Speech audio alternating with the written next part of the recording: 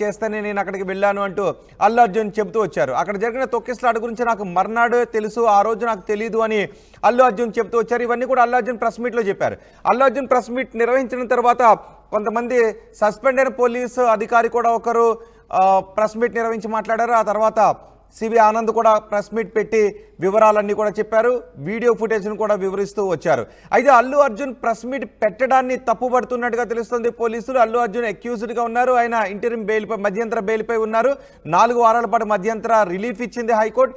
ఈ సమయంలో Allu Arjun press meet నిర్వహించడం అనేది ఆయన freedom of speech and expression కిందకు వస్తుందా, లేదంటే బెయిల్ నిబంధనలను ఉల్లంఘించినట్టు అవుతుందా అనే విషయంపై పోలీసులు మాట్లాడుతున్నట్టుగా తెలుస్తుంది. పోలీసులు హైకోర్టులో ఈ రోజు లేదా రేపు ఒక పిటిషన్ మూవ్ చేసే అవకాశం ఉంది. అల్లు అర్జున్ ప్రెస్ మీట్ నిర్వహించడం నిబంధనలు ఉల్లంఘించిన విధానం కిందకే వస్తుందని పోలీసులు హైకోర్టులో పిటిషన్ మూవ్ చేయబోతున్నట్టుగా తెలుస్తుంది. హైకోర్టును అల్లు అర్జున్ మధ్యంతర బెయిల్ను రద్దు చేయాలి అని కోరబోతున్నట్టుగా తెలుస్తుంది. ఒకవేళ అదే జరిగితే కోర్టు పోలీసుల వాదంతో ఏకీభవించినట్లయితే అల్లు అర్జున్కు మరోసారి ఇబ్బందులు ఎదురయ్యే అవకాశం ఉంటుంది.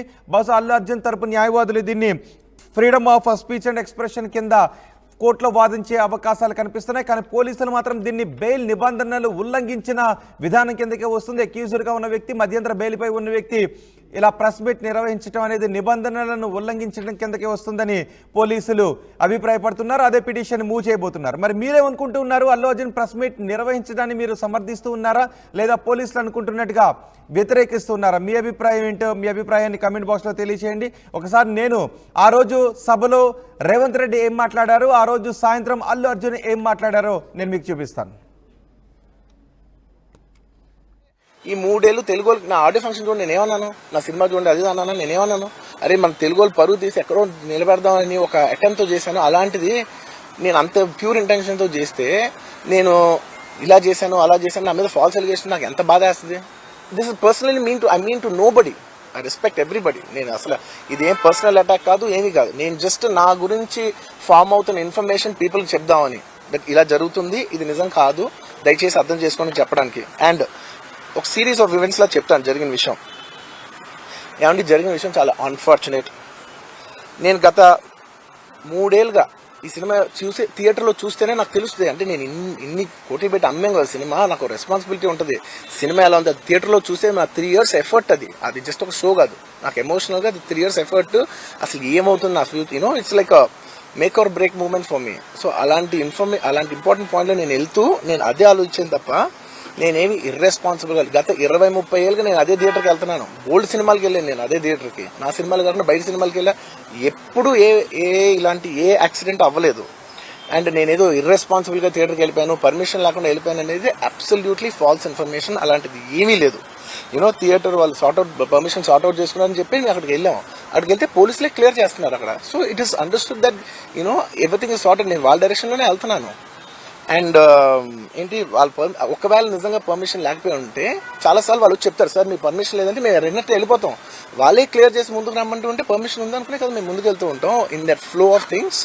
సో నేను ఆ మైండ్ స్పేస్లోనే ఉన్నాను. అండ్ మెయిన్ నేను చెప్పాల్సింది ఏంటంటే అసలు ఇక్కడ this a false allegation that there is a road show, ఏంటిది ప్రొసెషన్. అసలు ప్రొసెషన్ కాదు, రోడ్ షో కాదు, ఏమీ కాదు. జస్ట్ థియేటర్ ఇక్కడ ఉన్నాను, అక్కడ theatre just couple of yards away from the theatre. అది అసలు రోడ్ షో కాదు, ఏమీ కాదు. కార్ అలా వెళ్తూ ఆగిపోయింది. ఒక పాయింట్ తర్వాత ఎంత జనం కూడిపోతారంటే అండి, మీరు కనపడితే కానీ జనం వెళ్ళరు. బౌన్సర్లు కానీ ఎవరన్నా పోలీస్ కానీ అందరూ అడుగుతారు, సార్ మీరు ఒక్కసారి వేవ్ చేసాను సార్ వాళ్ళు వెళ్ళిపోతారంటే మేము మామూలుగా ఎప్పుడు బయటకు వచ్చి అందరికి వేవ్ చేస్తాం. అది నేనే కాదు, ఎనీ లీడర్, ఎనీ సెలబ్రిటీ ఎవరైనా అడగండి, మనం వేవ్ చేస్తేనే వాళ్ళందరూ జరుగుతారు. ఓకే చూసాం, ఒక సాటిస్ఫాక్షన్ ఉంటుంది, అప్పుడు దే స్టార్ట్ మూవింగ్ అవే. అది చేశా. And it's also respect. ఇంత వేల మంది చూస్తానికి వచ్చినప్పుడు నేను నా కార్ లోపల, టెంటెడ్ కార్ లోపల దాక్కుని కూర్చుని ఉన్నా. బట్ అంతమంది వచ్చినప్పుడు వాళ్ళకి ఏం కావాలి? హీరోది ఒక గ్లిమ్స్ కావాలి అంతే. అది కూడా ఇవ్వకపోతే నేను ఎంత యారగెంట్ కింద ఉంటుంది. ఇంతమంది ప్రేమ చూస్తే నా కాలు కూర్చున్నారులే అనుకుంటాను నేను. అరే నేను బయటకు వచ్చి ఒక్కసారి వాళ్ళందరికీ థ్యాంక్ యూ ప్లీజ్ పదండి ఇలా అంటుంటా. మీరు చూడండి నా జస్టిస్ అని చూడండి. ఇలాంటే ఇలా పదండి నేను చెప్తేనే వాళ్ళు వెళ్తారు. అది పోలీసులు కానీ బౌన్సర్లు అందరూ, మేనేజ్మెంట్ అందరూ అడుగుతారు, సార్ మీరు చెప్తేనే వింటారు, ఒక్కసారి మీరు చెప్పండి అంటే మేము వచ్చి బయటకు వచ్చి ఇలా వేవ్ చేసి ఇలా అంటే వాళ్ళందరూ జరుగుతూ ఉంటారు. That is how we went into the theatre. And థియేటర్కి వెళ్ళిన తర్వాత what I wanted to say is that there's a misinterpretation అనుకోండి, misinformation అనుకోండి, false information అనుకోండి, ఏమనుకోండి. It is no road show, it is no procession. Just థియేటర్కి వెళ్తుంటే జనాలు ఎక్కువ బయటకు వస్తే జస్ట్ అలా వేవ్ చేసి మళ్ళీ లోపలికి వెళ్ళిపోయి మళ్ళీ థియేటర్ లోపలికి వెళ్ళిపోయాం. అండ్ థియేటర్ లోపల మీ సినిమా చూసిన కొంచెం సేపటికి సార్ నా వర్క్ అసలు ఏ పోలీసు కానీ ఎవ్వరూ నాకు వర్క్ అసలు నన్ను కలవలేదు, నాతో ఏం చెప్పలేదు. నాకు చెప్పిందల్లా అది పైగా మా మేనేజ్మెంట్ సైడ్ నుంచి వాళ్ళు మా వాళ్ళు వచ్చి చెప్పింది ఏంటంటే, సార్ బయట ఓవర్ క్రౌడ్ అవుతుంది, మీరు దయచేసి వెళ్ళిపోండి అని చెప్పారు. వాళ్ళ పోలీసు వాళ్ళందరూ బయట చాలా మందికి ప్రాబ్లం అవుతుంది సార్, ఓవర్ క్రౌడ్ అవుతుంది, మీరు వెళ్ళిపోండి అంటే నేను వెళ్ళిపోయా. సినిమా స్టార్ట్ అయిన కొంచెంసేపు నేను వెళ్ళిపోయా.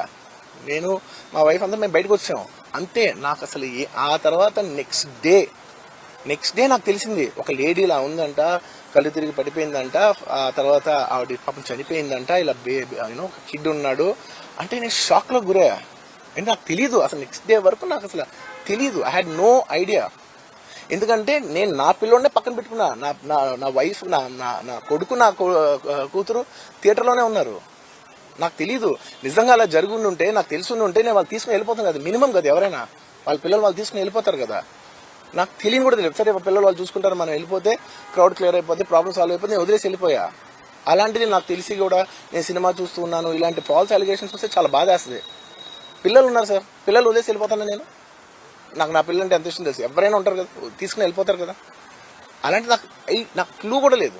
నేను ఇంటికి వెళ్ళిపోయిన తర్వాత నేను వెళ్ళిపోయిన నెక్స్ట్ డే నాకు మార్నింగ్ తెలిసి ఇలా చనిపోయారంటే షాక్ అయ్యాను నేను.